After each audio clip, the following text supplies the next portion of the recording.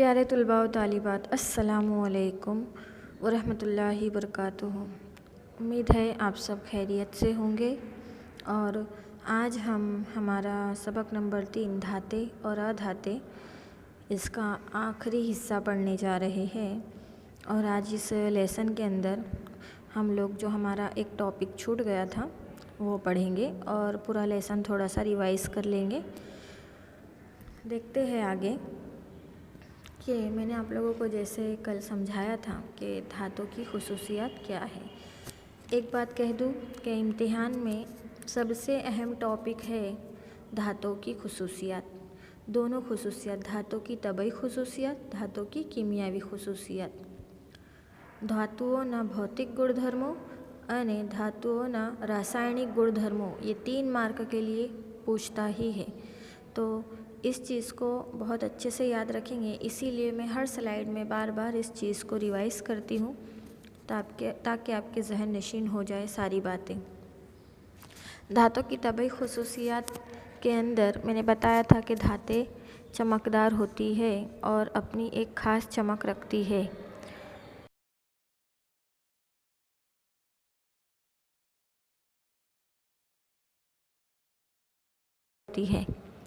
इसी तरीके से धातें आमतौर पर लिथियम, सोडियम, पोटाशियम और मैग्नीशियम वगैरह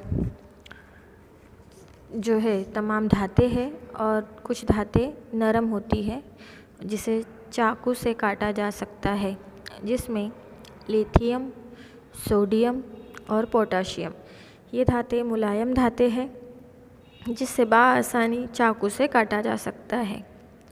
धातें चादर पजीर, चादर पजीर का मतलब होता है जिसे हम शीट कहते हैं, पतली बारीक शीट होती है ना, वैसी शीट में तब्दील कर दी जाती है। फिर उसको हथौड़ों से, चीनी से ठोक पीट कर उसको एक शक्ल में ढाल दिया जाता है। जैसे हमारे घर में रोज़मर्रा ज़िंदगी में इस्तेमालात होने वाले बर्तन वगैरह, ये क्या है, इसको रोज़मर्रा की तरह यहाँ पर हमने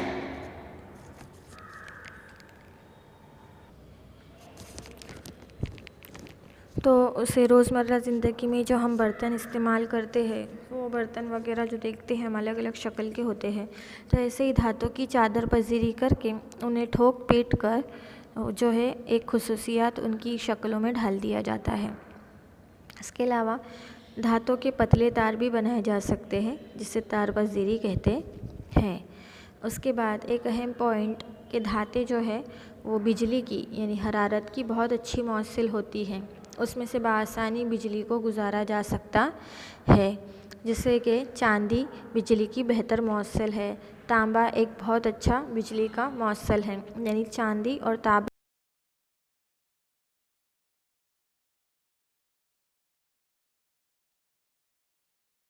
में से बिजली कम गुजरती है, ये अच्छे मौसिल नहीं है, कमज़ोर मौसिल है। इसी तरीके से बिजली और हरारत के मौसिल होती है क्योंकि उनमें आज़ाद इलेक्ट्रॉन मौजूद होती है। जिसके अंदर से बिजली बआसानी पास होती है उसमें आज़ाद इलेक्ट्रॉन पाए जाते हैं, जिस वजह से बिजली उसमें से बआसानी गुज़र सकती है। अब ये तो था धातों की तबई खुसूसियत। धातुओं भौतिक गुणधर्मों जिसे गुजराती में कहेंगे। अब अधातुओं की तबई खुसूसियात ये भी मैं बता चुकी हूँ कि ये बिजली के मौसल नहीं होते, ये ठोस, माय और गैस तीनों हालतों में पाए जाते हैं। सल्फ़र जो है वो ठोस हालत में, कार्बन और सल्फ़र जो है वो ठोस हालतों में पाए जाते हैं। नाइट्रोजन जो है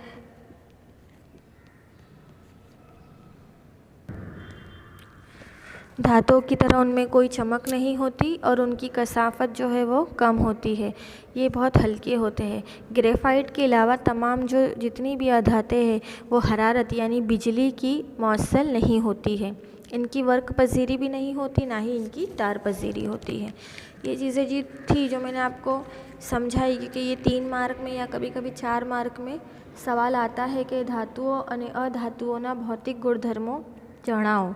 तो इसके अंदर आप ये 4-5 पॉइंट लिखेंगे तो इंशाल्लाह पूरे मार्क्स आप हासिल कर सकते हो। धातुओं की कीमियावी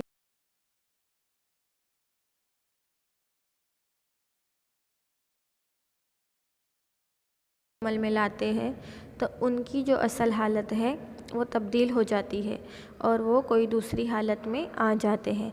अब धातुओं को कीमियावी खुसूसियात में किस तरीके से तब्दील किया जाता है या कैसे वो रिएक्शन करेंगी, तो उसके 3 पॉइंट थे कि जब धातु को हम हवा में जलाते हैं तो उसके रद्द अमल क्या होता है, पानी में उसका रद्द अमल क्या होता है और तेज़ाबों के साथ उसका रद्द अमल क्या होता है।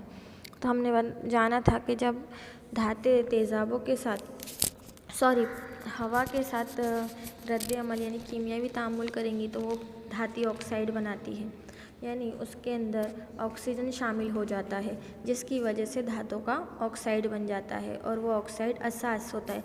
जैसे 3 चीज़ें होती हैं ना, एसिड और बेस, तो बेस जो है वो असास जिसके अंदर ना किस मादे में एसिड होता है यानी हल्का एसिड होता है, बाकी तमाम मिकदार में पानी होता है, तो वो बेस। तो इसी तरीके से ऑक्साइड बनाती है जिसकी वजह से वो हल पजीर होकर असास यानी हाइड्रो ऑक्साइड बनाती है, जिसकी वजह से तमाम धातुओं के आगे जैसे सोडियम है तो सोडियम ऑक्साइड, पोटेशियम है तो पोटेशियम ऑक्साइड, जिंक है तो जिंक ऑक्साइड।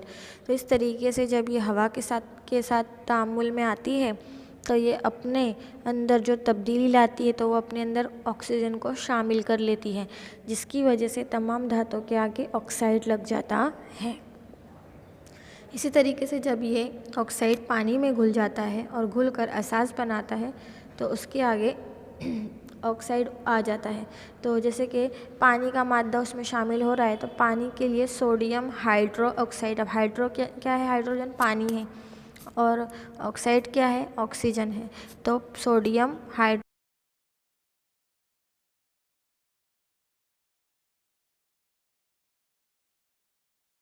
तामुल में आके हाइड्रो ऑक्साइड में तब्दील हो जाती है। ये इनकी अहम तब्दीली कीमियावी खुसूसियात की।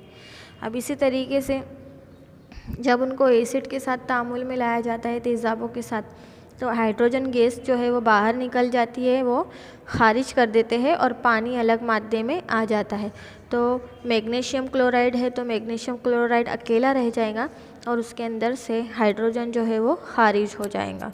तो ये क्या था, अधातुओं की खुसूसियात, धातु की कीमियावी खुसूसियात। अब सारी बातें आपको समझाने का अहम मकसद ये था कि ये मैंने आपको कीमियावी मसावात के ज़रिए भी 2-3 स्लाइड में समझाया। इससे पहले की जो भी वीडियोस है आप उसे देख सकते हैं और देखकर बहुत बेहतरीन तरीके से आप इस चीज़ को समझ सकते हैं कि किस तरीके से कीमियावी तामुलात होते हैं।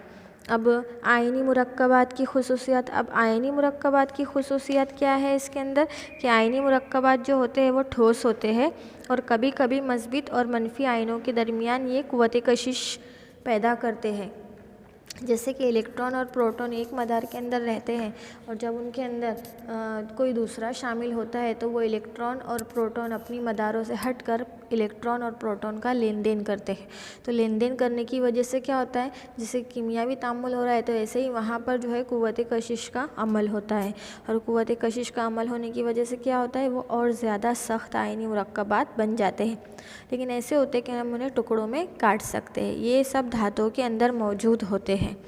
तो इसी तरीके से आयनी मुरक्कबात जो है आमतौर पर उनका नुक्ता गदाख्त और नुक्ता जोश यानी उनका मिल्टिंग पॉइंट और बॉइलिंग पॉइंट ये दोनों जो होते हैं ज़्यादा होते हैं। जब उन्हें हम ज़्यादा मिकदार में ठंडा करें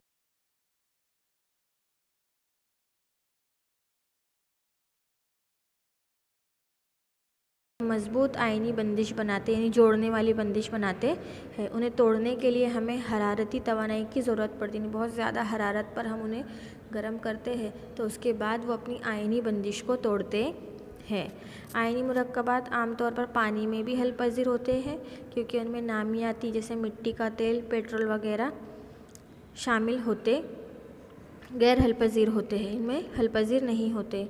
और आयनी मुरक्कबात का जो पानी का महलूल बनता है वो पानी के महलूल बहुत अच्छी तरीके से बर्क़ का मौसल होता है। जैसे ये वही है कि नुक्ता गदाख्त और नुक्ता जोश उनका ज़्यादा होता है और इस वजह से वो अपने अंदर एक मुकम्मल आयनी बंदिश को रखते हैं। अब उसके बाद था कि किस तरीके से धातु की तख़लीस होती है। तो भूनना और तख़लीस का अमल मैंने बताया था। बर्क़ पाशीदगी का जो अमल था तो बर्क़ पाशीदगी में मैंने आप लोगों को बताया था कि किस तरीके से बर्क पाशीदगी बहुत सी धातें जैसे कि कॉपर, जिंक, टिन, निकल और चांदी, सोना वगैरह बर्क पाशीदगी के तरीके से खालिस हालत में हासिल की जाती है। बर्क पाशीदगी यानी बर्की रो गुजार कर धातों को खालिस करने का अमल।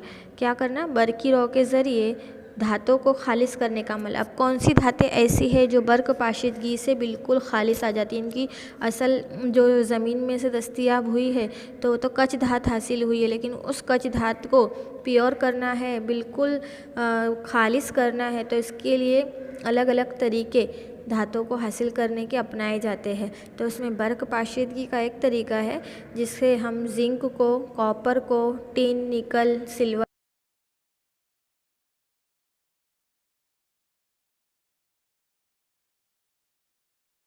गैर खालिस धात जैसे कि इसके अंदर जो कच धात ज़मीन से मौजूद होती है तो जाहिर सी बात है कि वो मुकम्मल तौर पर खालिस तो नहीं है, उसमें देग्र धातें भी मौजूद होंगी जो गैर खालिस होंगी।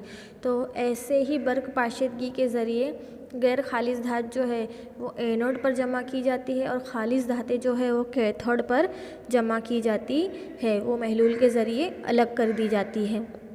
तो इस तरीके से वो कच धात जो ज़मीन में से हासिल हुई और उस कच धात में कॉपर, जिंक, सोना, चांदी, टिन, निकल मौजूद है तो उसको बर्क पाशीदगी के ज़रिए अलग किया जाता है।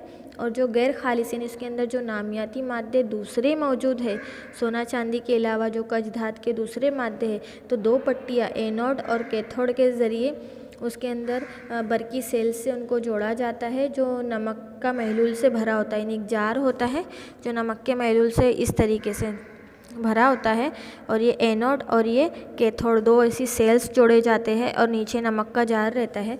तो उस सेल से बर्की रो गुजारते हैं, तो बर्की रो गुजारते हैं तो बर्की रो गुजारने पर खालिस धात जो है वो एनोड से निकलकर महलूल में यानी नीचे की सिमत में आ जाती है और नीचे की सिमत में आने पर वहाँ से कैथोड पर जम जाती है। यानी कि यहाँ पे खालिस धात जो है एनोड से निकलकर ये नमक के महलूल में आएंगी और नमक के महलूल में आकर जो खालिस धात है सोना, चांदी, निकल वो कैथोड पर जमा हो जाएंगी और बाकी का जो भी गैर हलपजीर बेकार मादे रहेंगे वो सेल के निचले हिस्से में यहाँ पर टैंक में नमक के हिस्से में जमना शुरू हो जाएंगे। तो इस सेल के ज़रिए बर्की रो गुजारी जाती है एनोड पट्टी और कैथोड पट्टी के ज़रिए। ये दो पट्टियाँ इस जार में डाली जाती है जो महलूल से भरा होता है नमक के, और नमक के महलूल के अलावा जो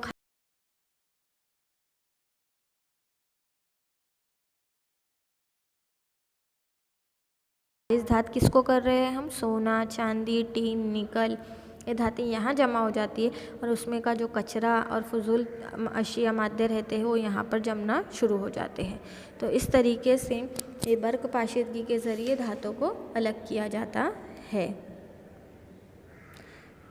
यहाँ पे इसका गुजराती में दिया है ताकि आप समझ सकें और इम्पोर्टेंट जो पॉइंट्स है उसको नोटबुक में अच्छे से लिख सकें। नोट कर लेना अपनी नोटबुक में ताकि आपको समझ में आए और जब इम्तिहान में आए तो आप अच्छे से इसको लिख सको। तो आज हमारा ये चैप्टर यहीं मुकम्मल होता है। उम्मीद है आपको ये तमाम चैप्टर समझ में आया होगा। कुछ नहीं भी समझ में आया हो तो आप मैसेज करके पूछ सकते हैं और इसके सवाल जवाब मैंने नोटबुक में आपको PDF के ज़रिए ग्रुप में सेंड कर दिए थे, आपने लिख लिए होंगे। नहीं लिखे हैं तो उसको लिख लें और जल्द से जल्द चेक करवाने आ जाएं। और कुछ अगर नहीं भी समझ में आ रहा है तो बराए मेहरबानी आप मुझसे पूछ सकते हैं। अब इंशाल्लाह नेक्स्ट पीरियड में हम नया लेसन स्टार्ट करेंगे। अल्लाह हाफिज़।